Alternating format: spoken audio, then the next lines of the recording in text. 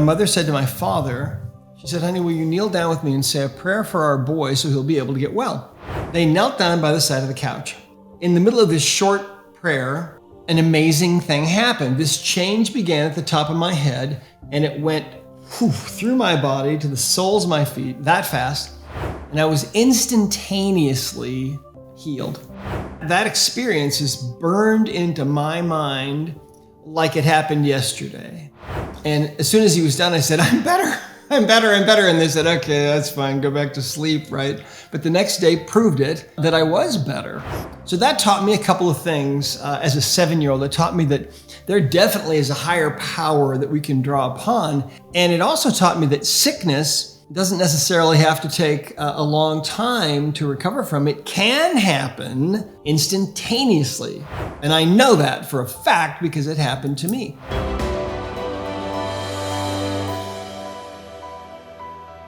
Well, hello, Dr. Bradley Nelson. Welcome to the show. I am truly honored by you joining me and looking forward to our conversation. How are you feeling today? Fantastic. Thank you, Brad, for having me on. It's great to be here. Excellent. I'm feeling great too, and it is absolutely wonderful to be here. And I got to tell you, every week we bring you powerful stories about life after death, awakening, and what it means to go beyond the illusion and discover your true self.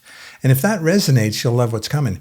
Today's guest, Dr. Bradley Nelson, a holistic chiropractic physician, creator of the Emotion Code, the Body Code, and the Belief Code, and the CEO of Discover Healing. His best-selling books and training programs teach simple ways to identify and release trapped emotional energies, sometimes in minutes.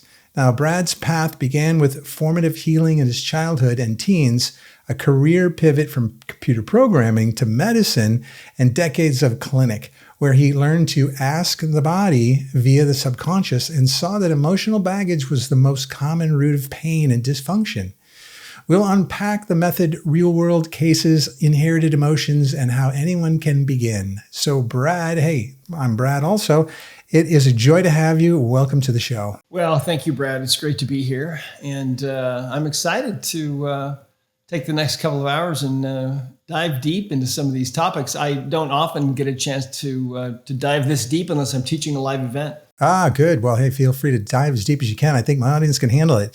I just want to give them the backstory too. About a month ago, I was at the IANS conference, International Association of Near-Death Studies, and I certainly met John, Janet, the whole group there with Cardio Miracle, and Jennifer Huff, and we connected so many folks for folks to come on and do interviews.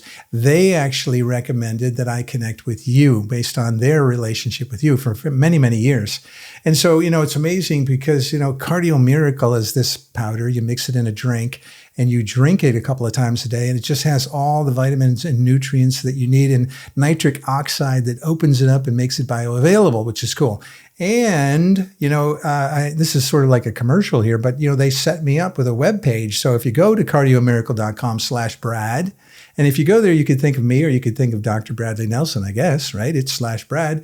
And you put your name in, you get all sorts of discounts and stuff. And if you go to my website, bradpetersonshow.com, and put your info in there, I send out free packets. It isn't a discount. It's totally free. I pick one a week and I send the free packets out because I think you guys are going to love it as much as these two Brads do here. Well, that was cool. And what happened there is we had a big NDE fest, a lot of near-death experiences. And when those folks tell their story, it's pretty amazing. But what happens after the story is they talk about how they integrate it in and how it benefits their life. And I think that's what's amazing about your story is the years and years and years that you've been helping people around the planet connect their heart and their mind together, which is essential to health and benefits and well-being and so on. And so thanks for being here today. Really want to hear this story. I know you've got several books we can talk about and all sorts of things that can help folks. So why don't I give you the microphone and the stage and you can kick off and introduce that story today. I was born in Great Falls, Montana, and my dad was in real estate and construction. And when I was about 7 years old, I got sick with the measles. And my parents made a bed for me on the couch in the living room so I could be near their bedroom. And when you're a kid, oftentimes you're aware of more than what your parents or what adults think you're aware of, because that's a typical thing. And I remember overhearing my folks talking And I knew the plan. The plan was that the next day I was going into the hospital into something called an oxygen tent. I didn't know what an oxygen tent was. The tent part sounded kind of fun, but I was way too sick to think about camping because I was really, really quite ill. And so on this particular night, my parents, everyone else had gone to bed, and my parents came into the room, in the living room, and I'm lying there on this couch feeling really nauseous and feverish and just ill. And my mother said to my father, she said, "Honey, will you kneel down with me and say a prayer for our boy so he'll be able to get well?" And so they knelt down by the side of the couch. Now, knowing my dad, he wasn't a preacher or a pastor or anything like that. He was, at the time, he was really into construction, building homes. But he starts offering this prayer. And in the middle of this short prayer, an amazing thing happened. This change began at the top of my head, and it went through my body to the soles of my feet that fast. And I was instantaneously healed, completely healed. Now, to go from being really sick one moment to being completely 110% healthy in the next instant is really bizarre. And it's such a strange thing that you can't ever forget it. And it's that experience is burned into my mind like it happened yesterday. It's absolutely unforgettable. And I held my tongue till my dad was done praying. I was a polite kid. I didn't want to interrupt him. And as soon as he was done, I said, "I'm better. I'm better. I'm better." And they said, "Okay, that's fine. Go back to sleep," right? But the next day proved it, that I was better. And so that taught me a couple of things as a 7-year-old. It taught me that there definitely is a higher power that we can draw upon. And it also taught me that sickness doesn't necessarily have to take a long time to recover from. It can happen instantaneously. And I know that for a fact because it happened to me. So about 7 years later, you know how things tend to run in those 7-year cycles, I ended up getting these pains in the back that I was able to ignore for a while, and they would come out of the blue, and then pretty soon they just got to be ridiculously severe to a point where they would come out of the blue and just knock me to the ground or take my breath away. It was really quite scary. And my folks took me to the hospital, and they ran these tests, and I found out, years later, exactly what had happened, but my parents were told that I had kidney disease, and what I had was about 50% fatal, and there was no real treatment available for me, and so there was really nothing that could be done. My kidneys were fighting for their survival, essentially, and back in those days, it was a long time ago, they had not ever done any kind of a transplant of any kind, let alone a kidney transplant. So if my kidneys failed, then that was it for me. I was done. You can't survive without kidneys. And so, but because Western medicine had nothing to offer, my parents decided they would take me to see some alternative doctors. And it was quite a difference. These two alternative doctors were a couple of old-time osteopathic doctors. And when the osteopathic profession was engulfed into the medical profession, and they became essentially like medical doctors. Today, if you go to a DO, a doctor of osteopathy, you're probably going to be hard-pressed to tell the difference between that doctor and a regular MD, right, medical doctor. And so when that happened, they didn't want to have anything to do with it, and so they stayed out on the outside. So they practiced in a trailer house on the outskirts of town in the middle of a wheat field.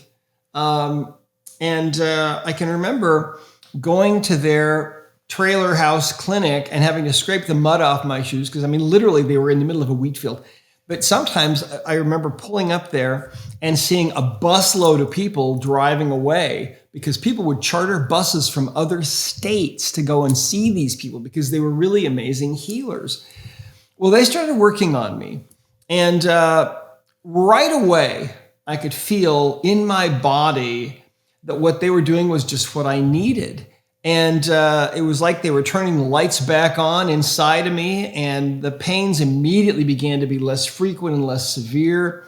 And within about 3 weeks, I didn't have any more pain at all. And so my parents took me back to the clinic, and they ran all the tests again, and they said, well, it's a spontaneous remission. Whatever we did must have helped. But I knew they hadn't done anything. It was these other doctors, these holistic maverick doctors out on the edge of town. They were the ones that had helped me. And so I decided that's what I wanted to do with my life. And I can remember lying on my back on their treatment table, looking up at them and saying, when I grow up, I want to do what you're doing. And, the fascinating thing about that, Brad, is that they were very dismissive. And they would say to me, no, you don't. They'd say, if you go to chiropractic school or naturopathic school or some school of natural healing, you'll come out of there with a head full of so many fixed ideas about healing, you won't even be able to think for yourself. You'll be like a zombie. And so, I believed these people had saved my life, and I believed everything that they told me. So I filed all that away. Well, time went on, and I still had this dream, but I had life to live in the meantime, and I ended up going to school. And I was in college at BYU, Hawaii. In 1980, and I needed one more class to fill out my schedule. And the only class that fit the schedule that I had at the time was a class on basic computer programming, learning the basic language. I didn't know anything about computers. I had no interest in computers, but I wanted the credit. So I signed up for the class. And suddenly I found out that I was head over heels in love with computers. And I was really a geek. I didn't even know it. But I became a computer programmer. I taught myself. And so during the early 1980s, I was right there for the personal computer revolution. And I had a business called the Computer Tutor. I would go into people's businesses that had purchased a new IBM PC back in those days. That was a brand new thing, and there was no software. So I would look at the flow of how they did everything, and then I would write the software so they could get some use out of their computer. And I had a great time doing that. It was really a lot of fun. And I thought, I'll be doing this for the rest of my life. Well, so I'm drifting away from that original dream of mine to be a healer, right?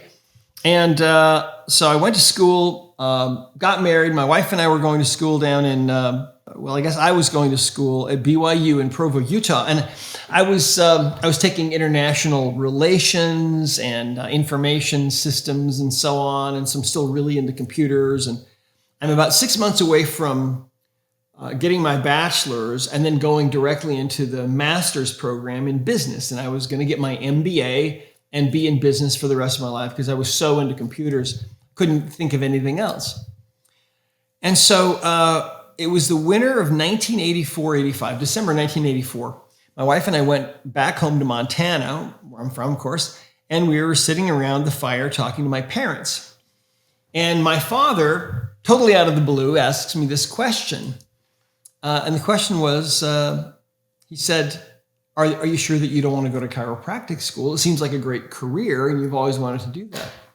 And I said, no, I'm going this other direction. I'm going to get my MBA and go to work for IBM or some big company. And he said, well, why don't you think about it one more time? Well, I had tremendous respect for my dad. And so I said, well, okay. So I thought I had my life plan figured out, but I decided to honor my dad. And so my wife and I made up a pro and con list of these two diverging futures, right? And they were both quite compelling. And so that didn't help. But having learned that there is a higher power, that night we got on our knees and prayed about this and asked for guidance. And I basically said, all right, Father in heaven, if you have something to say about this, help me to know, because now I'm kind of back in the middle of the fence and I could go either direction. So that night I was awakened 3 different times. And each time that I was awakened, I would find my mind full of these happy thoughts about helping people naturally and serving people and being a healer. And And I would always counter that. I would always think, well, yeah, that's true, but, you know, the new IBM PC has, you know, one is a half a megabyte of RAM, or, you know, some dumb thing, a 4 megahertz processor, you know, things like that. So that's how the first night went. 3 separate times I was awakened, and each time I would counter. And so the next day, when I woke up the next morning, I still wasn't convinced. And so went through that day, and that night prayed about this again, because I need to make a decision. And that second night changed the whole course of my life. And as it turns out, it's changed the course of many, many other people's lives around the world as well, because on that second night, I was awakened again 3 more times. But each time that I was awakened, the thoughts and feelings were exponentially more powerful than the time before, such that on the third time that I was awakened, on the second night, the thoughts of service to mankind and humanity and the whole world was absolutely overwhelming. And right then, as I'm feeling that overwhelming feeling, I hear a voice that speaks to me, and it says, "This is a sacred calling." And I thought, okay, I accept, basically. And I didn't really know what that meant, but I decided that I was in. And so we got it all figured out, and managed to get it all done. I went to chiropractic school, had a great experience. I went to Life Chiropractic College West, and it was in San Lorenzo, California at the time, in the Bay Area, San Francisco Bay Area. Had a great experience, had a lot of great friends, students that went through with me. And when I got into practice, I formed this habit. And the habit was, because I felt like God had gotten me into this, I needed all the help and guidance I could get. And so I developed this habit. And the habit was to pray for every, you know, on behalf of every person that I saw. So for about 18 and a half years or so, I was in practice in one form or another. And every time I go to work on somebody, I would just take a moment and ask for help from up above. And it was a totally private, totally personal habit. Nobody ever knew in those days that I was asking for help from up above for them, but I was. And it was just a momentary pause as far as they were concerned. But I'll tell you something. I absolutely know for a fact that God, our Father, or what you might refer to as this, you know, source energy, the universe, creator, whatever, you know, we all believe different things, and that's fine. But that God, our Father in heaven, is really aware of us all the time and what we're doing, because there were sometimes situations that would happen where a person would come in to see me, and I wouldn't know how to deal with their problem, wouldn't know how to help them. And I would offer this silent prayer for help, and information sometimes would just flood in like an avalanche of understanding. And that did not happen very often. I mean, I can count those times, I think, on one hand over all those years. But when we ask for help, we capacitate ourselves to receive that help. We open that channel. When we don't ask for help, then, you know, we're basically on our own. But when we ask, then we're able to receive that help. And I think that most of the time when we're asking for help, it comes in subtle ways that we often don't recognize. It may come as a little impression, or just a thought, or an idea that we have that we usually think is our own idea. Sometimes the answer comes from somebody else, you know. But anyway, I was obsessed, really, with figuring out what was wrong with my patients. I wanted to know why they were suffering. I wanted to be able to fix them. I've always been a fixer, and I loved fixing things once and for all. That gave me the most joy of anything else. If I could help a patient and actually fix their problem so that it didn't reoccur and they were done with it, I didn't really care, if if they didn't refer their friends or if they didn't come back, if I could fix them, then that was where I got my joy, right? And so being a computer programmer really set me up to help me understand that every single patient that I was dealing with had a computer of sorts within them that had all the answers. And I think I was really first exposed to this idea when my wife, right after we got married in 1981, my wife was really ill and didn't know what to do with her. I'd go to work in the morning and she would just stay home and cry because she was so sick, couldn't get out of bed. We took her to see a guy that our family had seen before, a guy named Dr. Stan Flagg in Kalispell, Montana. Drove all the way up there and probably about a 4-hour drive from where we lived. And I will always remember him doing muscle testing on her. So he's asking questions and putting different supplements against her body and seeing if she's strong or weak and so on. And I remember sitting in the corner watching this and thinking, okay, this guy's either really onto something or this is really a big scam. And he ended up shipping her home, or he ended up shipping, we took home a big box of supplements, right? Huge box. And she started taking all those. And within about a week, she was completely well. So that was very interesting. Well, I ended up going to work for that guy when I got out of chiropractic school and learned a lot from him. And anyway, as time went on, I learned more and more about the body and how it works. And the first thing really that I learned was that there is a computer within each one of us, and we can ask questions and we can get answers. So if you remember, there was a Star Trek episode in the original series where the starship captain, Captain Pike, is terribly injured. And so Captain Kirk goes to see him along with Spock and some other people. And this is after his accident. And he, unfortunately now, he is basically kind of he's very disabled. Essentially, he's a quadriplegic. He can't speak anymore. He's in a box. He can move around in this box a little bit, but all that's sticking out of the box is just his head. And there's a little light, okay, in the front of the box. You can ask him questions, and he'll beep this little beeper and a light that appears on the side of the box. 2 beeps, beep, beep for no, 1 beep for yes. And the best way to understand how the subconscious mind works is it kind of works that way.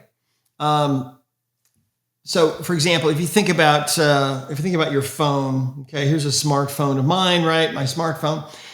There are icons on here. There's a screen. I can touch these buttons, right? These icons, and I can communicate and use this computer. We call this a touch screen interface. I'm sitting at my laptop. I've got a screen where I can see things, and I've got a keyboard. So it's a screen/keyboard interface. That's how I can use my laptop. It's a computer. Well, the subconscious mind is also a computer, but it has no screen and it has no keyboard. How can we communicate with it? And what I learned is we can use muscle testing of various different forms to communicate and ask questions, and the subconscious mind can give us answers. And those answers, for example, if I were there with you, Brad, if you were to hold your arm out parallel to the floor, if I were to have you make a true statement such as, my name is Brad, if you were to say that, that'd be true for both of us. But of course, if you were to say it, if I were to press down on your arm would be strong. You'd be able to resist me. If you were to say something incongruent or untrue, like my name is Jim, if I were to press down on your outstretched arm, you'd be weak. And so I learned, and I didn't come up with that. Dr. George Goodhart came up with that many years before me. But I learned that I could ask questions and get answers from this internal computer.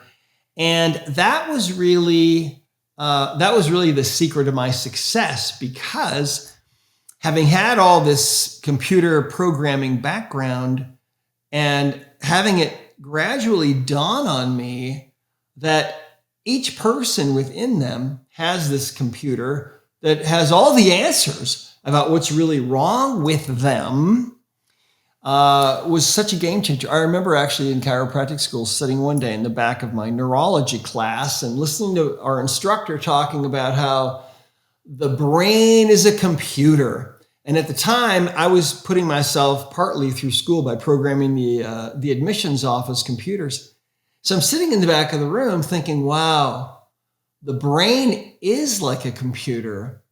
And I thought, I wonder if we'll ever have the technology to be able to access the computer brain, because it must have information in it about what people really need. And I remember very clearly thinking, well, I doubt that'll happen in my lifetime. Maybe in 100 years, maybe 200 years or something, we'll have that technology and we'll figure out, the back door, we'll crack the code.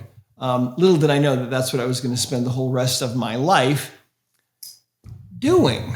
Well, that is quite an introduction and a sort of a precursor to the interview, which we will now, go into great depth with the results of all that. But, before we do, I got some questions. First of all, back in the day when your dad said the prayer and you were healed instantly, but too young to explain it to him for him to realize, where did the healing come from? Did your dad have these powers? Did it just come through him, through you, and it came from a higher source? Where would you attribute that success? I believe it came from God. I think he was asking God to heal me, and I think God answered that prayer. I think that my dad had the faith to heal me. I mean, everything is really a quantum phenomenon, really, when you get down to it, because we're made of pure energy, and everything is a quantum field of one kind or another.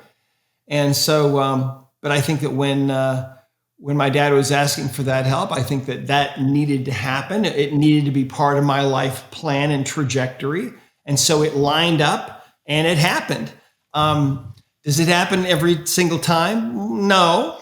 It doesn't, but it did happen that time. And I have run into a few people in my life who have had an experience like that. And when I compare notes with them, it's always, we all totally agree that it sears itself into the mind, into every particle of your being. And it doesn't matter how many years ago it was, everybody says it's like it happened yesterday. Because it's so crazy to go from being really sick one moment to being instantly healed in the next instant. And I have interviewed a handful of guests in the past that have told me and shared their similar story to that. And yet, most people on this earthly plane haven't had that experience. And it's another reason why I think they like to listen to this as well. And, it isn't that it's a miracle or someone is special, although we're all special. I think it's that it was part of your life's plan. Okay, so here's your life's blueprint. It's going to 1, 2, 3, 4, 5, 6, 7. Okay, we're going to start off with a miracle healing. That's going to sort of get your attention and so on and so on and so on. Everybody has a different sort of thing. And there's probably a lot of miracles around the world that happen, yet, they don't get shared like this, but they're happening all over the place. I think it's interesting. We go back to your early adulthood where you went into computer science. Oddly, the same thing for me. High school, I got introduced. A friend lent me his computer login to a basic computer, and I programmed for the first time in my life, fell in love. Yeah. I spent the rest of my life, software development, hardware, chip design, Silicon Valley, startup companies forever, So you and I diverged, but I think we came back, We met back here to where the electronical and the spiritual sort of come together, and that's a great space to be. And we're going to spend some time there today for sure. Now, I also noticed you mentioned in there that the person that you went to work for that was very inspirational for you somehow figured out supplements when put against your wife's arm or body or whatever, no power. And then she took those supplements and was healed within a day. When I was working with him, we started off by, we were trying to test supplements for people to see how much of a certain supplement a person needed. And so it started off that we would put supplements on a person's tongue, right? And that was a little bit awkward. The way it would work is, let's say, for example, that I'm testing you, and I think that maybe you need, calcium. And I've got some calcium pills here. Well, the way we would do it is we'd have you stick out your tongue, and we'd put a calcium pill on your tongue. And if you were strong, then your body was accepting that. So we'd put another one on there. And if you're strong, that meant you needed 2 a day. And if we put another one on there and you went weak, we'd take that one away and we'd assume you needed 2 per day. So this was the connection to the subconscious mind that you said earlier, right? Yeah. And is this Dr. Goodhart you're talking, George Goodhart? No, I was working with a guy named Dr. Stan Flagg, but Goodhart came up with this idea of muscle testing, and he figured out a way called applied kinesiology of testing all the different muscles. But I just have been able to kind of take that idea and develop it to a very high degree. That's interesting, because what happens is if you ask a person outright to their conscious mind, do you need some calcium? They could say yes, no, or I don't know. Right. But that's not who I want to talk to. I want to talk to your subconscious mind, because it might know. And so if I ask that, the answer is going to come through this variable strength testing mechanism that you have. And that is that direct connection. Now, what's interesting about your subconscious mind, it's been programmed, mostly through years 1 through 7 when you're young, but it continues to be. And then it feels like all of the reactions we have in the world come from all that underlying subconscious programming. But it knows, who we are probably more than most. And if you have some crazy reaction to something, oftentimes you're going to work on reprogramming that thing over and over. But in this case, you identify that is in the subconscious mind and can read from that to help a person, it sounds like. It was so fascinating when I was in practice. I mean, that was the first exposure that I had. And because my wife got better within a week, I realized, okay, I guess there's something to this. So I kind of filed that away. And then when I got into practice, I'll tell you what happened, how it really began to dawn on me that there was more going on than what I was aware of. I used to do a particular method called activator methods in chiropractic. And a lot of people liked it. It used a little adjusting instrument, okay? So rather than cracking people and popping their necks and so on, I could use this little adjusting. It looked like a stainless steel kind of a syringe with a rubber tip on the end. And if I squeezed it, it would just make a little thrust, and I could realign bones that way. And a lot of people liked that. Part of their method was that you had a special table, chiropractic table, and people would step onto this table, onto this foot plate, grab the handles on the side, put their nose in the middle, and then I would press a button and the table would lay down flat. The foot plate would drop away so that I could get a really accurate picture of their leg length, right? And then in this method, what you would do is you would have the patient do certain maneuvers, or you would press on certain bones. And if a bone was out of alignment in a certain direction, if you pushed it further out of alignment, you'd see a change in the leg length, because the body as an organism would respond. And if, on the other hand, if you pushed a bone back towards alignment, then the leg length would tend to come back to normal, right? And so this was a method that I used for a number of years, and it worked really, really well, had great results. And so the objective in those days was to fix whatever was out of alignment, whatever bone. It could be any bone anywhere in the body. And when those bones were all realigned, the leg length would be balanced, right? And the legs would be the same length. So one day I had this experience where this patient comes in, the particular man, and I got everything lined up. It's the end of his treatment. His treatment is over. His leg length perfectly balanced. And I'm done. And so, but for some reason, I started thinking about his left kidney. And then I checked the leg length one more time. And all of a sudden, his right leg was about 3/4 of an inch short. And I thought, wait, what? I just got him balanced. So I thought about his right kidney and checked his leg length, and it was balanced again. And I thought, wait a minute, what is going on? I thought about his left kidney, boop, 3/4 short on the right. Thought about his right kidney, perfectly balanced. So I did this back and forth for about, I don't know, probably a good minute or two, just testing this, and I couldn't believe it. Somehow, his subconscious mind, apparently, was aware of what I was thinking. I had not said a word out loud, but somehow his subconscious was aware in some way of what I was thinking. And it was changing his leg length to a huge degree. I couldn't believe it. And so at that point, then I began to play with this. And as patients would come in, what I would do is I would just simply think, because I realized that this does not need to be verbal. And my routine then for a number of years was a patient would come in and I'd look at their leg length and I would think, okay, show me a yes answer, and the leg length would balance. And I would think, show me a no answer, and the leg length would imbalance, right? The binary computer. Yes, no, yes, no. And it worked unbelievably well. And I found I could ask about any individual bone in the body. And the subconscious mind knew exactly what I was talking about. I could think, okay, is your fifth cervical vertebrae aligned? Yes or no? Yeah. Is the sixth one aligned? Yep. Is the seventh one aligned? No. How is it out of alignment? Is it, moved to the left or the right or whatever? And I would get answers, perfect answers. So I could realign things, and it really sped up the process of the treatments I was doing, right? Fantastic results. So one day, I'm doing this for years, right?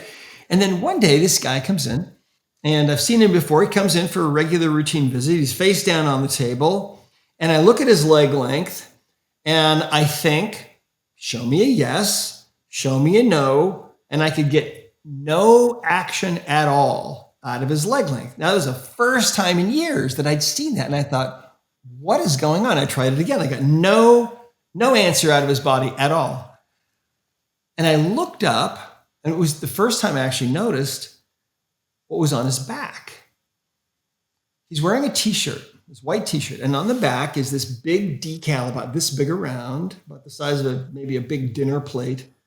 And it was the clown from It, the Stephen King novel. This evil looking clown. It's got fangs that are dripping blood, right? And I thought, gee, I wonder if this has something to do with it. So I took a piece of paper and I covered up the decal and went back. And now I haven't said a word to this guy. And I cover it up with a piece of paper, the decal. I go back to his leg length and I think, okay, show me a yes, show me a no. Perfect answers all of a sudden. And I thought, no way. And so I kept asking for yeses and nos, and it was working perfectly. I took the piece of paper off, and I could get nothing. Covered it up again, perfect answers, right?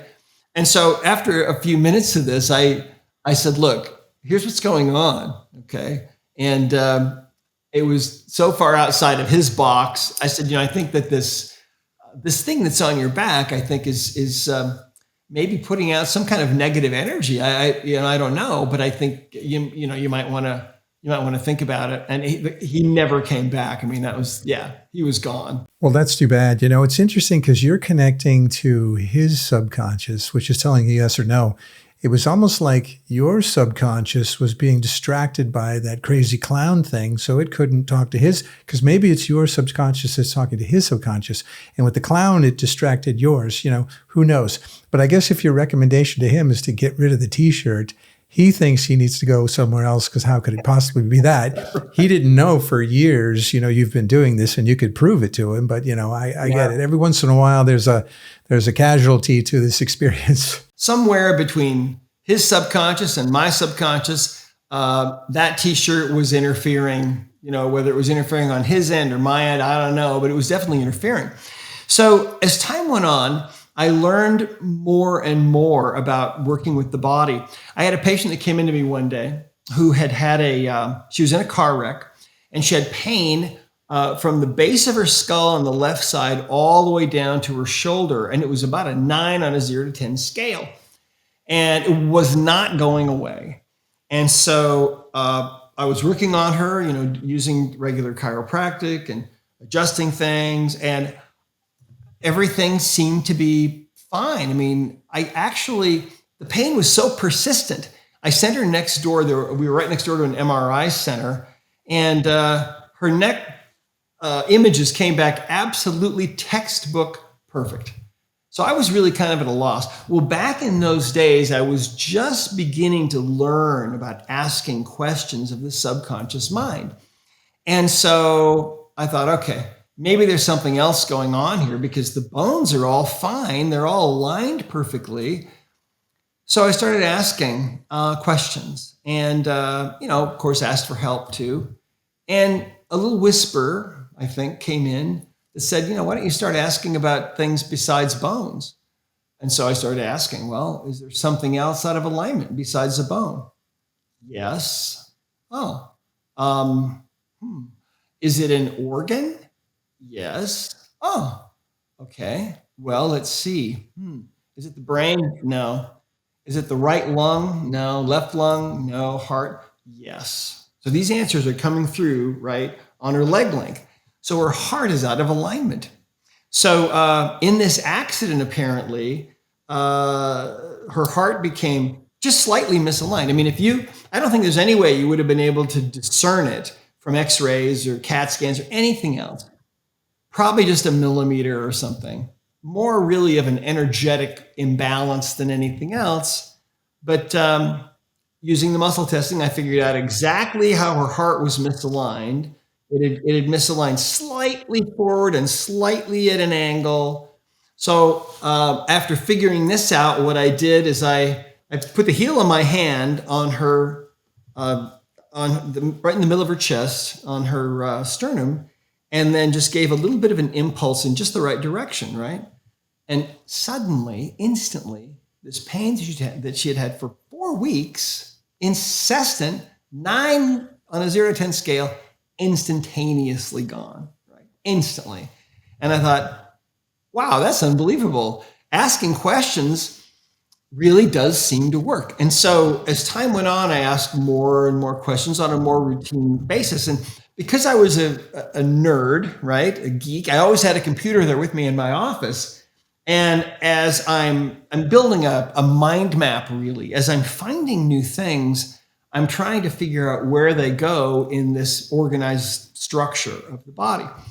And as time went on, I gradually ended up with 6 different categories in this map, 6 different kinds of imbalances that go on. And it was so interesting. As I began to really trust the body and the subconscious mind of every person, and as this map of mine got bigger and I was able to find more things and be open to finding more things, what I found was really surprising. And what I found was that the number one most common problem that people have is actually their emotional baggage. And it took me a while to figure this out because our bodies are made of pure energy, right? And emotions are also energy. When we feel an emotion, it's always in response to something. It's either something that we've thought about, or maybe we've heard something or read something or seen something, someone said something to us, whatever it is. Sometimes a certain emotion starts to well up inside of us. And as that's happening, we might feel certain physical sensations that go along with that emotion. We might have certain thoughts that go along with that emotion. And most of the time, we allow that emotion, we kind of acknowledge that emotion and then allow it to just kind of go away and fade away. So that emotional experience is over. I refer to it as the emotional loop. We start to feel the emotion, we acknowledge it, and that emotional experience closes, and now that emotional experience is over and we're ready for the next one. But what I found was that sometimes emotions are coming up that we don't want to feel. And so we bury those and we go somewhere else. Well, guess what? That results in that energy that's trying to express being unexpressed in the body. And if you think of everything as energy, like Nikola Tesla said, he said, if you want to understand the secrets of the universe, right, think in terms of energy, frequency, and vibration. Well, everything is energy, frequency, and vibration. Everything. There's nothing that is not those 3 things. And so emotions too are energy, frequency, and vibration. If you're feeling an emotion of anger, you're feeling a certain frequency, vibration, and energy. And that's a different frequency than an emotion of grief and so on. So what I found was that no matter how young or old a patient was, no matter what they had been diagnosed with, whether it was mental or physical or emotional, the number one most common underlying cause of whatever they were dealing with was actually emotional baggage. It was unbelievable. 90% of the physical pain that people had, I found, was due to emotional baggage. Now, remember, I'm a computer programmer, right? Now I'm a doctor. I'm learning that this computer within each person is a binary computer in terms of its interface, at least, and it has all the answers. It knows everything that's going on with the person. And so as I'm asking questions, this is what's coming up. This is what the subconscious mind of every single patient revealed to me, is that emotional baggage is the number one cause of things. Now, there are other causes as well. There are toxins of all kinds. There are pathogens that get into the body. There are nutritional deficiencies. There are misalignments. There are traumas of various kinds and so on. But emotional baggage is the number one most common thing. And it was really an amazing thing to get that figured out. And that's why that was really my motivation to leave practice in 2004 and write the Emotion Code, which came out as a self-published book in 2007. So that's wonderful. So I want to dive into the book, but before we do, let me ask you a couple of questions. It's interesting that you were a programmer before and you knew binary, which is 0 and 1, and then you asked the patient, these questions to connect to its subconscious mind, and it answered you in 0 or 1, essentially yes or no. Right. So this is easy for you to understand, and you're able to just corner the issue just by a series of evaluation and process of elimination, and there it is. Okay, yeah. So in this, when you find that 90% of the issue is the core, it's like root cause analysis, not treating just the symptoms. Right. You found the core is the emotional baggage. Now you're not only a programmer and a doctor, but you're a therapist. Well, great question. Not a therapist, no. What I was interested in was just finding and identifying that emotional baggage and getting rid of it. So think about this. I was talking about the emotional loop, right? We have an emotional experience. Normally, that emotional experience the emotion is able to be felt and acknowledged and then allowed to dissipate its energy and it goes away. Sometimes, though, what happens is we interrupt that process. Sometimes the process doesn't complete because the emotion's just overwhelming.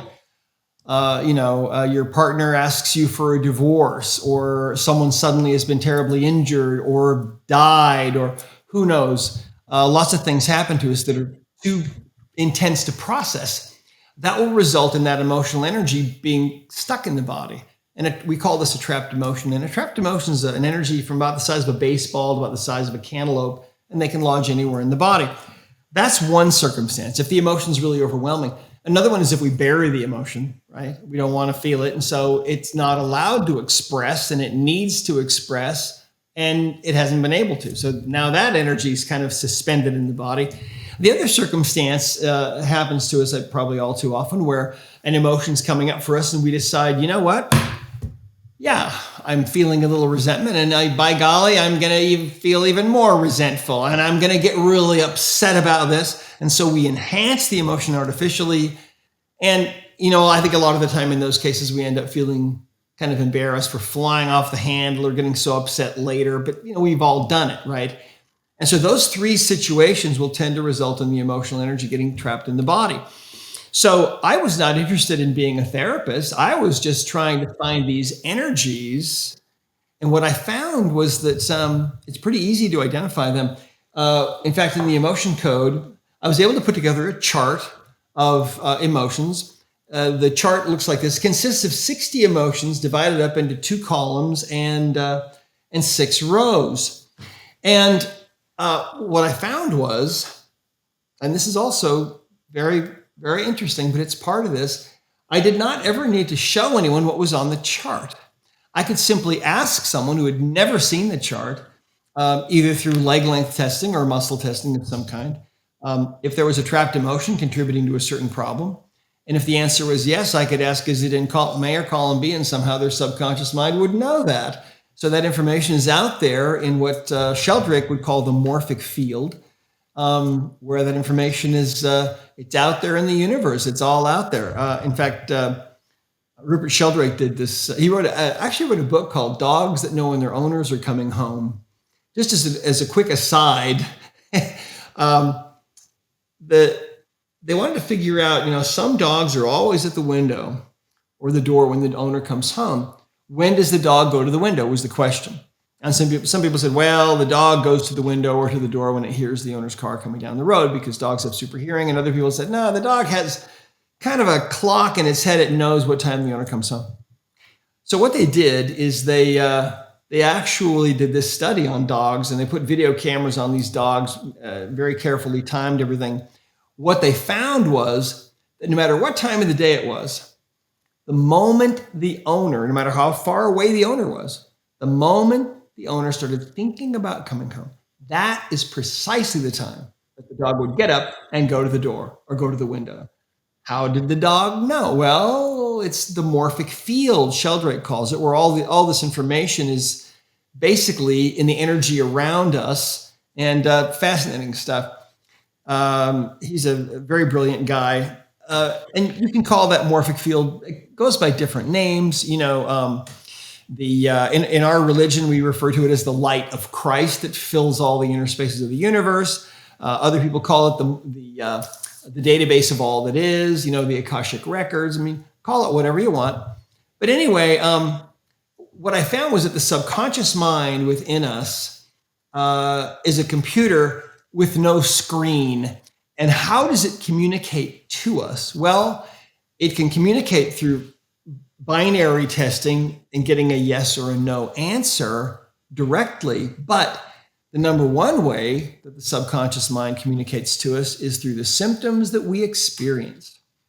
And so the number one symptom is pain. But what I have come to realize over all these years, 35 or so years of doing this, is that we have all kinds of different communications from the subconscious. If you're depressed, or you're dealing with anxiety or panic attacks or phobias or PTSD, or if you've got some kind of eating disorder, or if you can't lose weight, if you have been diagnosed with some kind of a disease process, it doesn't matter what it is, it's the subconscious mind's way of communicating something to you and it's telling you, hey, something needs attention. Now, Brad, think about Western medicine for a minute. If you've got some variety of symptoms going on and you go to a Western medical doctor, they will look up those symptoms in their book and then they will give you some kind of a label. Oh, well, you've got, von Schrebling's disease or whatever. It's very rare. It's incurable. And, they might give you some kind of drug or whatever, some sort of poison. And don't get me wrong. Western medicine is always going to, I think, be needed. And Western medicine is great at traumatic things, if you're racing the train in your Volkswagen Bug and you don't make it, now your leg's not attached to your body anymore. Well, get you to the hospital. Get thee unto the hospital, right, as fast as you can, and they can probably reattach your leg, right? They're really amazing at that kind of stuff. Right. It's the chronic care, not the critical care, that sometimes is the problem. And, it's interesting to know as a footnote, based on what you said, that your pets can read your mind, essentially. So that's, scientists have measured and sort of confirmed that. So be careful what you think when you're around your pets, or actually wherever you are, because distance is not an issue there. It's also really interesting. The conclusion of all this is that the subconscious mind communicates through pain. And so oftentimes when you do have that pain, don't reach for, the drug bottle necessarily. Realize there could be something else going on. But also kind of a reminder to folks, when you were talking about how you were evaluating and asking them questions, you weren't really asking them questions. You were thinking those questions. It wasn't out loud. So the patient's laying on the table. They don't know what's going on, right? And you're thinking through this evaluation process and getting binary responses back and forth, zeros and ones, and this is taking you to the resolution. And so all of this culminates in years of experience of doing this. So I want to take this into the emotion code, the book, for a minute and talk about sort of the value statement there. And just before we do that, though, just to confirm, because I think folks might have this question, are you the only person on the planet that can sort of mind meld with the subconscious body through binary leg actions, or have you taught this to others? The whole method is all explained in the emotion code. We don't hold anything back at all. It's all right in here. Okay, it's all in the emotion code book. And there are videos online. And of course, for those people who really want to master it or maybe do it for a living, we have online certification that we offer. And we've certified over 15,000 people now in 108 countries that have been through our training. And then there are hundreds of thousands, maybe more, of other people. You can see some of the languages the book's been translated into behind me. I mean, many languages, many more on the way. And I'm just grateful to have this, to be the teacher, right? That's my job. No, anybody can do this. I mean, and that's really the fascinating thing. This is simple enough that kids can do it. In fact, let me share a story with you. We were at an event a few years ago and sat down with this woman, and she started telling us her story. She said that she bought the emotion code book, started reading it, and she also got the book on audio and was listening to it. And her son started reading it and listening to it as well. And he started practicing with his friends, and she didn't think too much about it. And a couple of weeks go by, and then one day the phone rings. She answers the phone, and the woman who's calling her identifies herself as the mother of one of her son's friends. And she says, listen, I need to talk to you. She said, my son has a severe phobia of water. And, you can have a phobia to anything, right? And he had a phobia to water. And she said, we've tried everything. It's been very disruptive to his life and to our life as a family, but we've tried everything. We've taken him to everybody to fix this. Nobody's been able to fix this. And she said, right now I'm at the community pool. She said, my son is out playing in the water with the other boys for the first time in his life. This has been a lifelong issue. And she said, your son did this. She said, how is this even possible? What in the world is he doing? And those two boys are only 11 years old. Think about that. So her son was able to do some muscle testing, apparently, asking some questions, getting some answers on this other boy, release a trapped emotion or two, and boom, the phobia is gone. Not unusual. Wow, that is clearly the poster child, story associated with this, because, people would say, well, I couldn't do that, if I read that material, and I couldn't possibly do that. But clearly that's a great example. And by what an amazing story too, because the parents had tried so much and they had so much, sort of grief and trauma on themselves due to this, and all that had been released. So I'm sure they each bought a copy, and hopefully it was autographed by you. We have over 10,000 stories like that from all over the world that keep coming in, on a regular basis. We just wrote a new book called The Heart Code. The most difficult thing about this book was deciding which stories to put in it. We have 5 chapters in this book of stories. And really that leads me to this topic of the heart.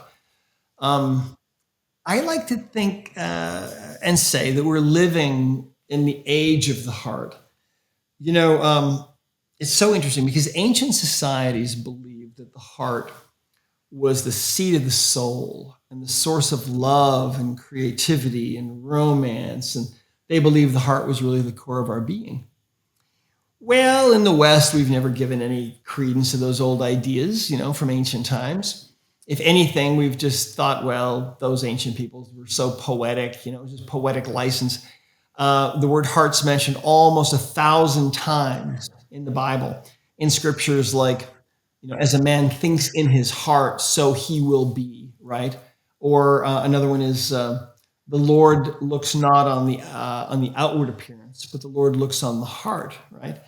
And the ancient Egyptians believed that when you die, you go through a ceremony on the other side, and your heart is weighed on a big scale against a feather. And if your heart is lighter than a feather, it means you made really good choices and you lived a really good life and you lived from your heart. But if your heart's heavier than a feather, it means you made bad choices and now you get to spend eternity in the underworld, whatever, with the big crocodile man. So anyway, these ideas really are had by all societies, all the ancient societies. Well, it wasn't until I think 1991 that they discovered that the heart has gray matter and white matter in it. 40,000 neurites that are like the brain itself. And these operate independently from the brain. So in other words, there is a little brain in the heart, that's what they call it. A little brain in the heart operates independently from the brain and has its own memories and desires, and it holds the things that we love the most. And that's why when if you're at the bookstore and you see a book about transplant stories, you pick it up and start reading, you'll see there are a lot of crazy things that happen when people get a heart transplant, because it's not unusual for them to suddenly have new taste in food or music or sports, and sometimes memories of being in places that they never in life have ever visited. And you'll find that in every case, when these people are connected with the family of the heart donor, they'll find out things like, well, yes, our son was a baseball player and loved baseball more than anything else. And now you love it too, but you didn't before.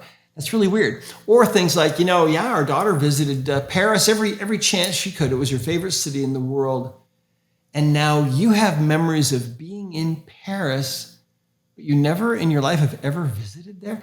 So those must be her memories? Yeah. If this is true, then you're saying that if I do a heart transplant and I get someone else's heart and it's got sort of memory and brain capacity processing power in it, somehow my conscious experience is not only going to continue to access maybe what's stored in my brain, but also it's going to access this new heart and these new memories that are inside there and think that they're a part of my experience. Exactly right. And there are whole books written about this. It's called cellular memory. And it's one of the really fascinating aspects of the heart. But remember, that's a nervous system that's separate from this one. Now, when we can align the two, then, and that's all about finding coherence and so on. And the Heart Math Institute has done a lot of great research about that. Well, so here's what we found. When I was in practice working with people and trying to find and remove and release all of their emotional baggage, there were times when I would come away with this nagging suspicion that there was something that I was missing. I didn't know what it was, but in 1998, it was really shown to me. What happened was my wife and I were in Portland, Oregon, and I was supposed to be speaking at this conference on magnetic healing, because I was using magnets to release emotional energies and things. And she woke me up early on the morning of this conference and said that she had had a dream. And in her dream, there were 3 symbols, and she knew that these 3 symbols had to do with her health and well-being. And as I was trying to help her decipher what the dream meant, suddenly I had a remarkable thing happen. I can only describe this as a waking vision where the room that I was in suddenly was not there anymore. And instead, I'm seeing this incredibly beautiful hardwood floor, the most beautiful floor I've ever seen in my life. I've never seen a floor like it since then. But I mean, this was 3D, high def, extreme high resolution. It was the most amazing thing. And this lasted for several minutes. Now, as soon as I start seeing this floor, I have this understanding that comes into my mind that my wife's heart is underneath this floor. So this is bizarre, right? I'd never had anything like this happen before, ever. And I told my wife what I was seeing and understanding. Remember, it lasted for several minutes. She had no idea what it was about. So we said a prayer and asked God to help us figure this out. And then I started doing muscle testing on her, asking questions of her subconscious mind, because obviously this was coming out of her subconscious mind in some way, or if coming from up above, I didn't know. And so as we asked questions, what we found was that there was that her heart was underneath this, essentially what we ended up calling a wall. It was we call it now a heart wall. And what we found was that, she was born into a very volatile family. Her dad was kind of a rageaholic, and nobody knew when her dad was going to blow up or who he was going to blow up at next. It was very unsafe. Everybody was walking on eggshells the whole time she grew up. And so what we found was, by asking questions, we found that when she was 2 years old, apparently she felt like her heart was going to break. And so she began to build this wall around her heart to keep her heart from breaking.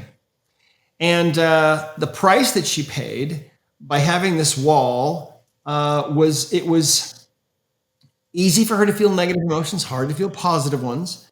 It was, she battled with depression and anxiety. And she always felt like she was kind of socially isolated, even with women that she had known as girls that she'd grown up with. When she was with them, she never really felt like she belonged. She always felt like she was kind of on the outside looking in, and she was kind of expendable. And so we asked, can we release these emotions? And the answer was yes. We found that this wall was made of layers of trapped emotions. Do you remember the old candy called Jawbreakers? Remember those? Those are probably banned now. They're probably illegal, but maybe not. But they were like a big, hard candy. Remember those? You'd suck on those for a while. You never knew what color it was going to be when you take it out. It might be pink, could be white, could be blue, could be yellow. You never know. And that's kind of what this heart wall is like. So when you release an emotion that's formed a layer of this wall, the wall gets thinner, and eventually you're able to get to a point where there are no longer any emotions there. It took us about 2 weeks to release all the emotions from my wife's heart wall. When the last one was released, she happened to be with a group of other women that she'd known for a long time, and suddenly she felt like she belonged for the first time in her life. And things just began to improve from there.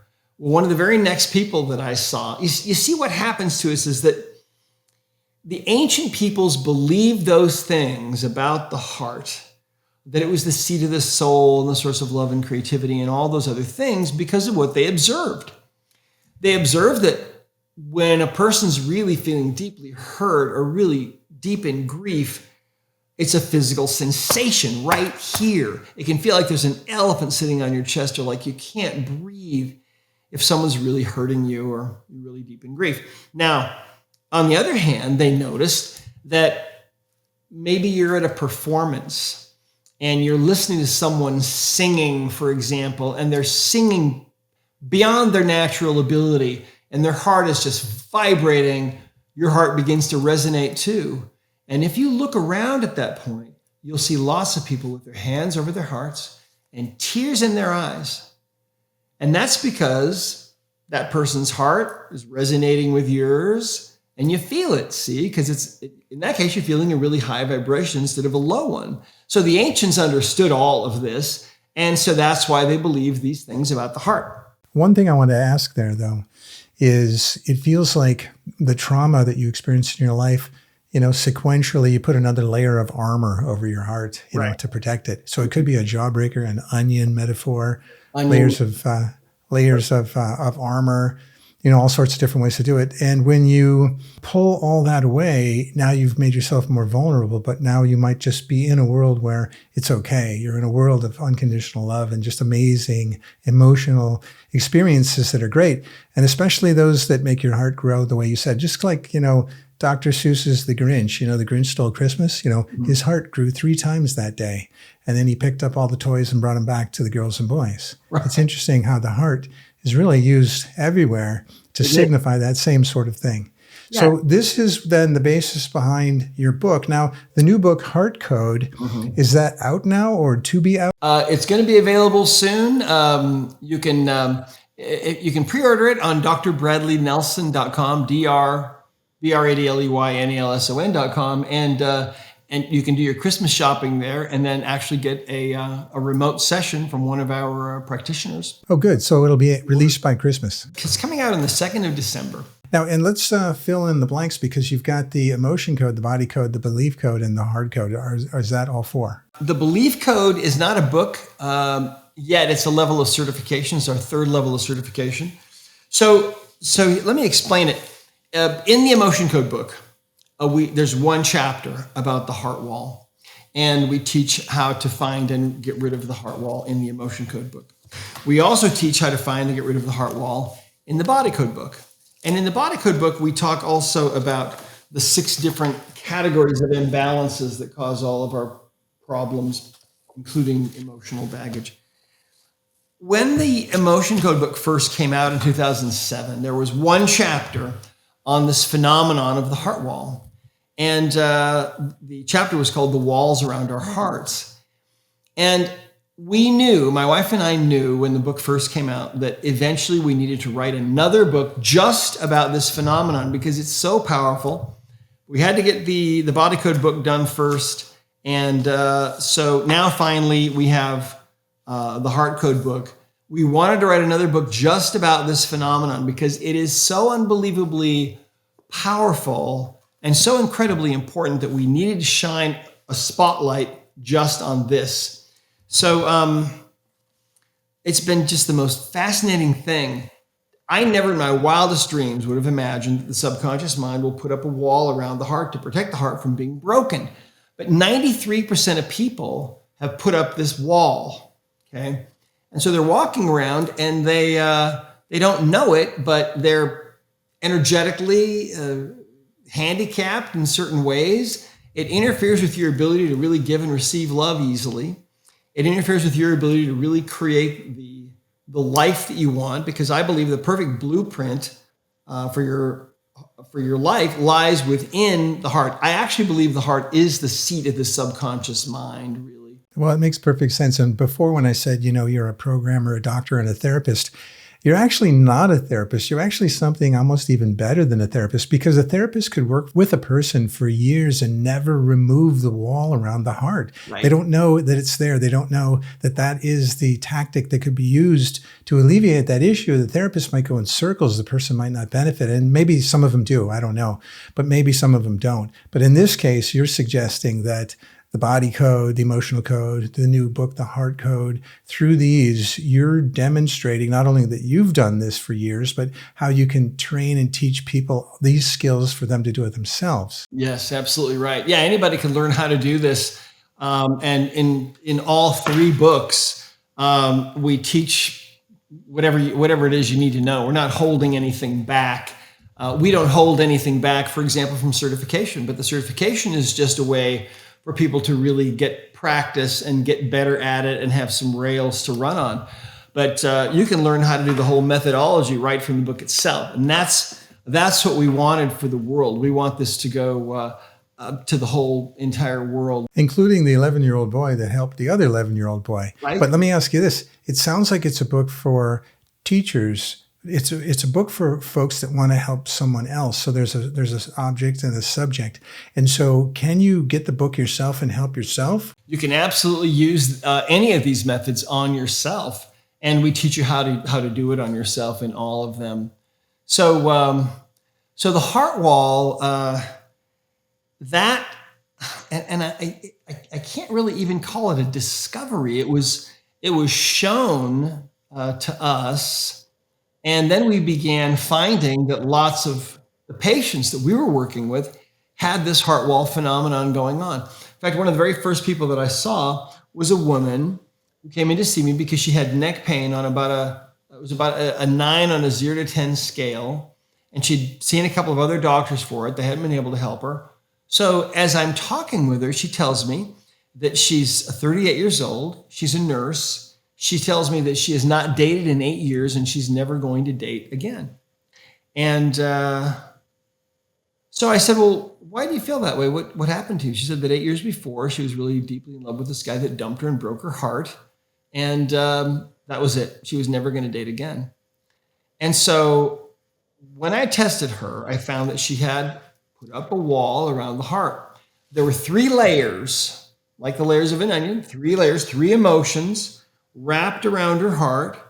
Of course, you can't see these, but you can find these through muscle testing, right? Yeses and nos, ones and zeros. And so all 3 of these emotional energies had to do with the breakup from 8 years before.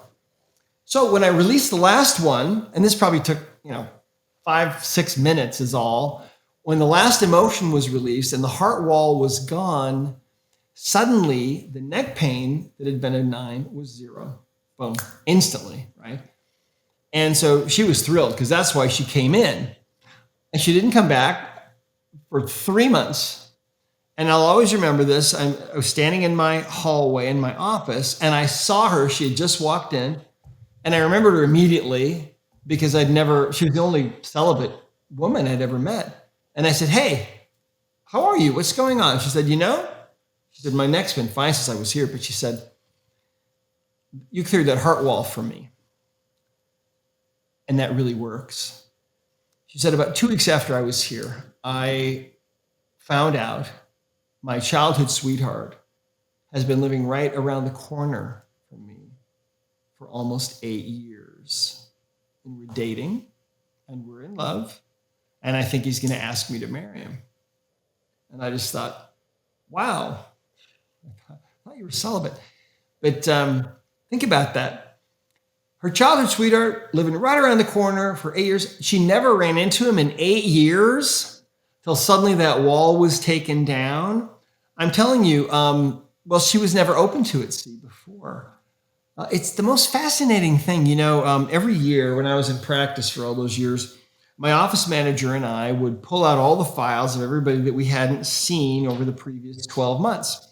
And we'd sit on the floor with all these files and we'd just look at each person for a moment, just acknowledge them and kind of wish them well, and then go to the next file. Inevitably, 80% of those people would call and make an appointment within the next week to come in. How does that work? Here's a funny story. One of our practitioners told us that her sister had been single for about 9 years. And I think she was divorced or widowed. I think she was divorced. Anyway, she had never let this practitioner sister work on her. But finally, one day she called her up. She said, "Listen, sis, I'm tired of being alone. I've been alone now for 9 years. I'm not getting any younger. Can you come work on me and see if I've got anything in the way of finding somebody?" And so the two of them spent the weekend together. And in that weekend, she was able to have her heart wall cleared. So Monday, what do you think happened? Well, Monday, the phone started to ring. Guys that she hadn't talked to in many years started calling. She heard from 3 or 4 of them, I guess, that week. Now, how does that work? Well, her heart was closed off, and there's communication going on between all of us all the time. Think about the dogs that know when the owner's coming home. They know when the owner's thinking about coming home. How does that work? Well, it's all the same thing. It's all energy. And so as soon as that wall of hers was taken down and her heart energy started going out into the world, guys that had known her before, all of a sudden, she'd pop into their head and they'd think, "Oh, gee, I haven't thought about her in a while. I wonder what she's doing." And call her up, right? I'm telling you, it's the most amazing thing. Wow, it is. And so, it's funny because it's almost a filter. Because it's like if I am at work and I'm about to leave, I might have a wall around my heart that filters out feelings toward many other dimensions. But that one frequency that goes to my dog at home is wide open, never blocked, So the dog resonates. And the dog certainly has no wall around his heart. He's just got his tongue hanging out and his tail wagging. So he's happy for sure. We go back to your education where you were going to branch and you were going to go, engineering route or chiro and medical and healing route. It sounds like, you had that divine intervention that said, no, you're going this way and you're going to find out why later on. And the beauty of it, everyone's finding out now. All this stuff that you realize, thank goodness you captured it in these books and you're sharing with people. And now it's just like, the rest of your career is just an endless list of anecdotes of all these people that are not only helping other people or themselves, but then they're sharing the stories with you. So that's cool. Well, hey, that leads us into this next section. It's a speed round that I have of questions for you. It's called Heart's First Whisper. And in Heart's First Whisper, you'll see there's a series of questions, and you use your heart to answer. Now, you're the heart guy, so this is it. No brain, no thoughts. What do you think of that? Sure, let's go. Let's go. All right. Hey, number one, when you first realized you could ask the body and get answers, what did your heart understand about healing that your mind caught up to later? I think my heart understood that the answers really were all within the person. It took me a while, I think, for my mind to really catch up to that. But I think that my heart understood that right away. That's great. Yes. And isn't that crazy how the mind comes in later? And like you said, the different processing capability of the heart and mind, and they sort of one lags the other. But when you get that coherence, when they finally line up, then it feels like you said, it's even greater than the sum of the parts. So that's cool.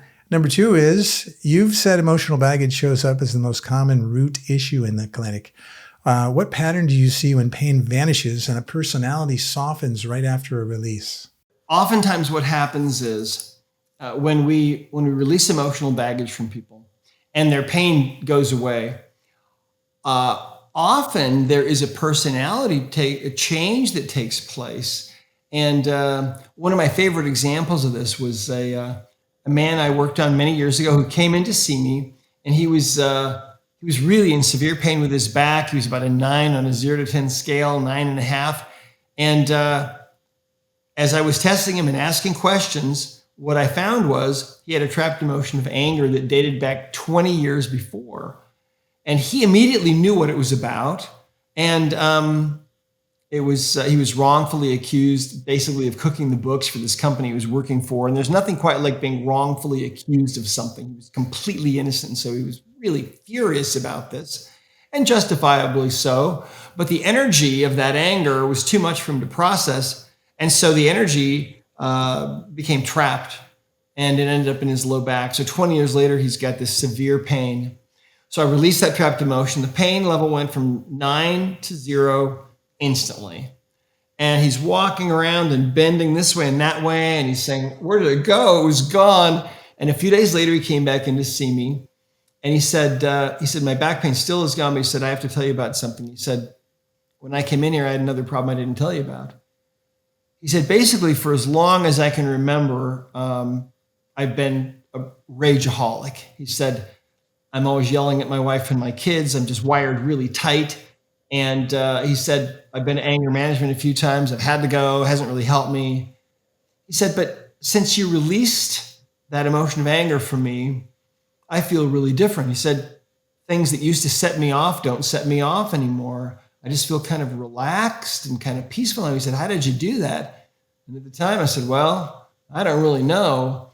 But what this work does is it changes your personality in a good way, because we develop these altered personalities because of all this emotional baggage we're hauling around. And so getting rid of it helps us to be able to breathe and get back to the person that we were originally intended to be. That's amazing, because, the trapped emotional baggage is causing physical pain and baggage, and that just multiplies to make you in an ornery state, all the time. So you get the root cause in there, get that emotional baggage out of there, the physical pain goes away, the need or the provocation to be angry is gone, and you can melt back into hopefully your real self again. Another wonderful anecdote, and it's like, again, the value in this book and these procedures and lessons in here is amazing. Every anecdote I hear, I just want another copy of the book. So now I go over to 3. So many listeners carry inherited emotions. What helps the heart finally let go of what began generations before? In the Emotion Code book, as well as the Heart Code book, we have lots of information about inherited emotions. We inherit emotional energies at the moment of conception from mom or dad or both, and they may have inherited those from their mom or dad or both, and they can go back for many, many generations. And what we find is that a lot of the time people have issues in their life, in their present moment, because they're carrying around, dragging around emotional baggage that may actually be hundreds of years old. And there's so many stories I could tell you about this. One of the most amazing stories was from one of our practitioners who said that, and I'll try to get through this without getting emotional, but it's very moving. She said that she was working on herself in the privacy of her own room one day, and she found that she had this emotional energy, this trapped emotion of shame. And that's the lowest frequency of all the vibrations, by the way. Shame. And she muscle tested herself and found that she had gotten this from her mother when she was conceived, who got it from her mother when she was conceived, who got it from her mother. And I believe, let's see, it was her great grandmother, I believe, and that this had originated with. And all of a sudden, this woman appears in her room, and it's this great grandmother who's been dead for, 100 years or something. And she explains to her what had happened, that when she was a child, she was sexually abused, and for many years. And the shame of it was so extreme and so huge and so unspeakable, really, that she was never able to tell anyone what had happened. And so she lived her whole life and died an old woman and took that secret with her to the grave. And then all these years later, here's this great granddaughter who is working on her, and the two of them wept together over what had happened, but were able to release that burden, that emotional energy.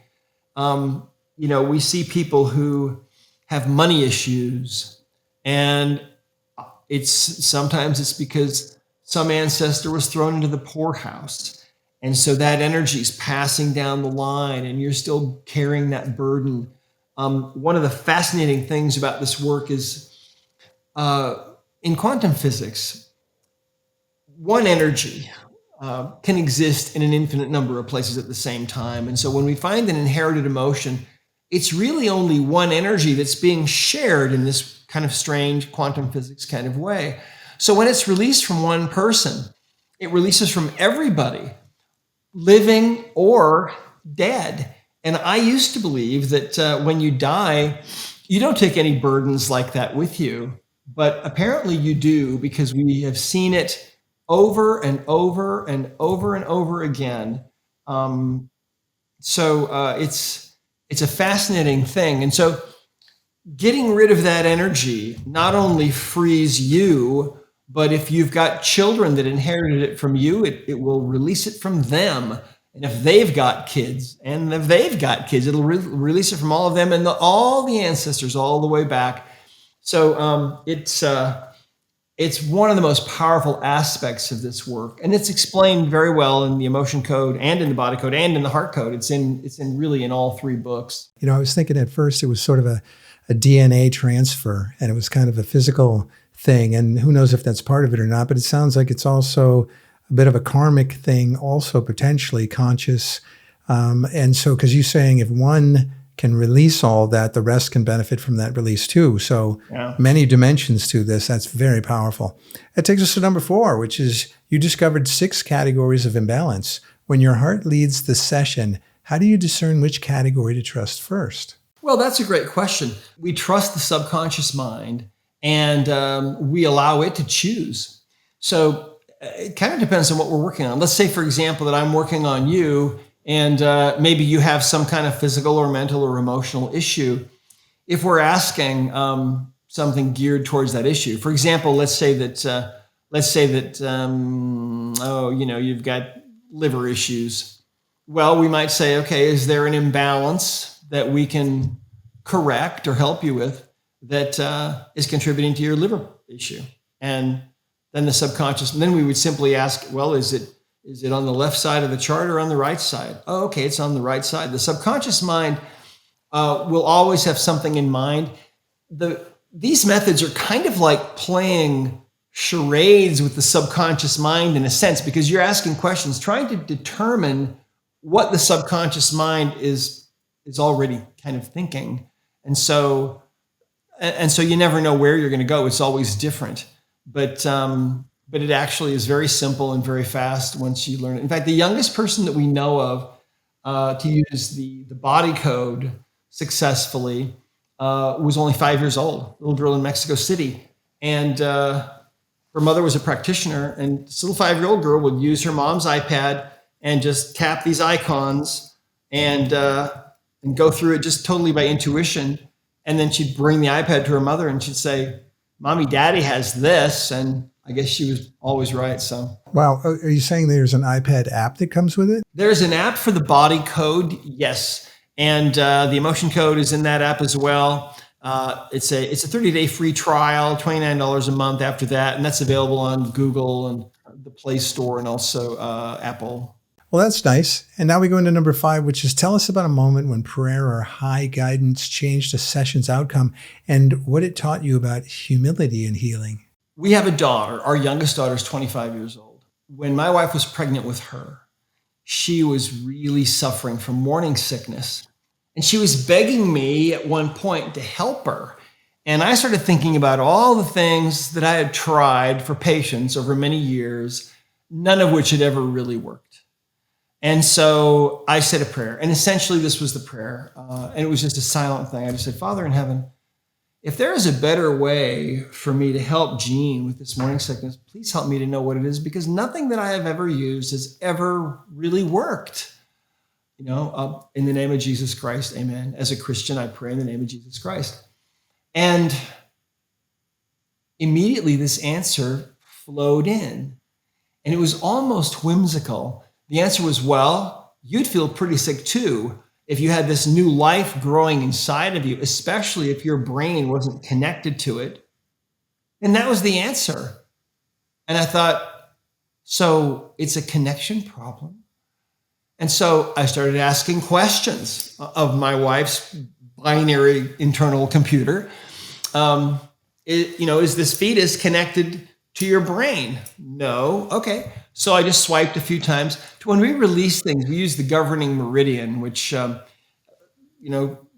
usually will either pass, if I'm working on myself, for example, I'll just pass my hand over my forehead to over the back, over the top of the head to the back of the neck a few times.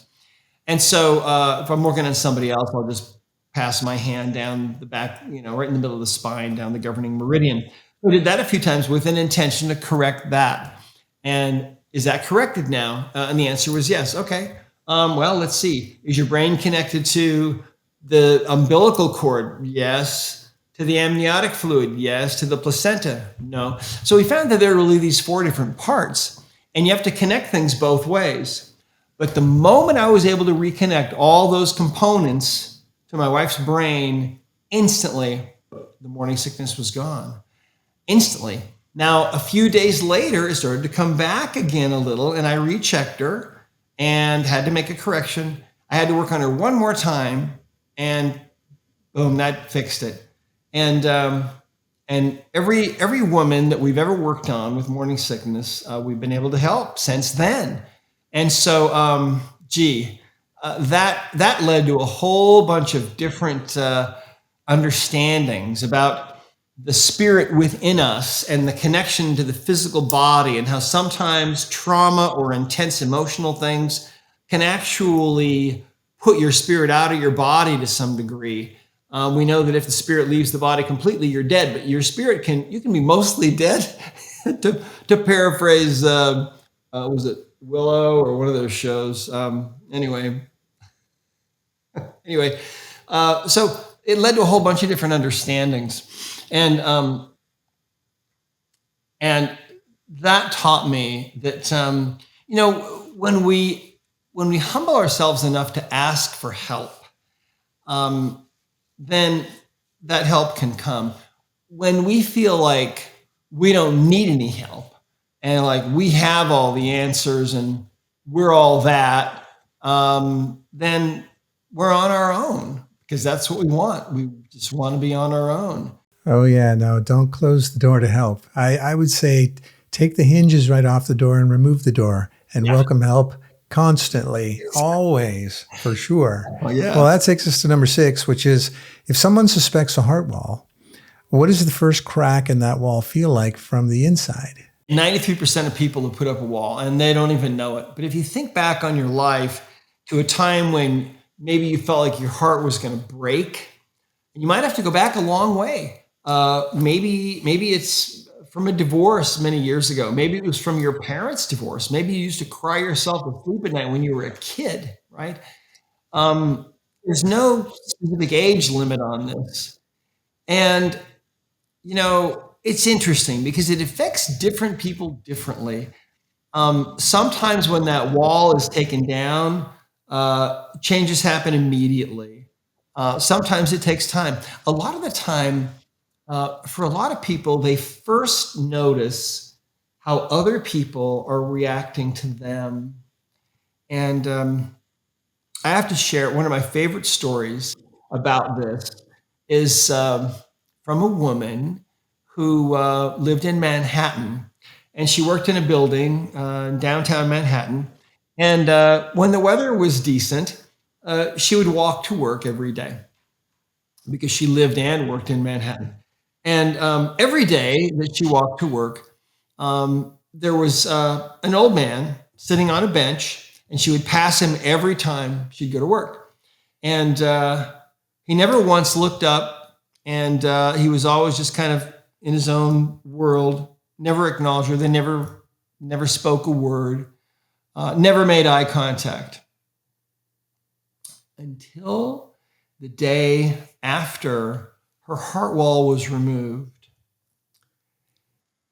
And then the next day, she's walking to work, and as she's approaching this this man sitting on this bench for the first time in all of the time she's ever walked past this guy, and he's a fixture. It's like he owns that bench. Suddenly, for the first time, he looks up at her and they make eye contact, right? And she just about fell over. Now, and that might seem silly, but for her, it was a huge thing. It's not unusual at all for people to notice how other people treat them, how they're more friendly to them, how they're kinder to them, how they notice them, where before they were just kind of unnoticeable. But then also, people often tell us that for the first time in their life, they know what it's like suddenly when that wall is taken down to feel joy, to feel the emotion of love, to actually feel the love of the Creator, of the higher power, of God for them. And of course, people fall in love and their creative ideas begin to flow spontaneously. And there's so many amazing stories. In the Heart Code book, like I said, there are 5 chapters in here about this. And those chapters are things like health stories, abundance stories, stories of freedom and renewal, love stories, people falling in love, and animal stories, because animals develop trapped emotions too. And that's one of the great proofs of this work. In fact, we just finished a study on the emotion code. Well, we're just really wrapping it up now. It hasn't been published yet, but it was on mice, little traumatized mice. And what we found was that they proved the emotion code works better on these traumatized mice than drug therapy. Well, that is good news across the board.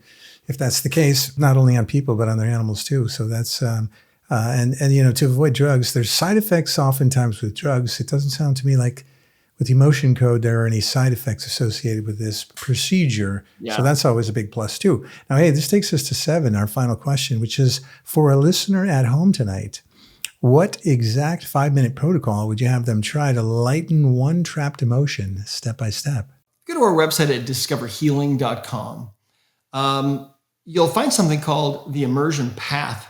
And you can sign up for the immersion path, and it's going to walk you through releasing a trapped emotion. You can also watch videos on YouTube where you can see how this is actually done. And I can share with your listeners something. One of the ways that you can communicate with the subconscious mind is something called the sway test. And the sway test is where if you're standing upright and you're very relaxed, you got your hands hanging loosely at your sides, your feet about shoulder width apart. If you ask a question and the answer is yes, your body will tend to sway forward within about 3 to 10 seconds. If you ask a question and the answer is no, you'll tend to sway backward.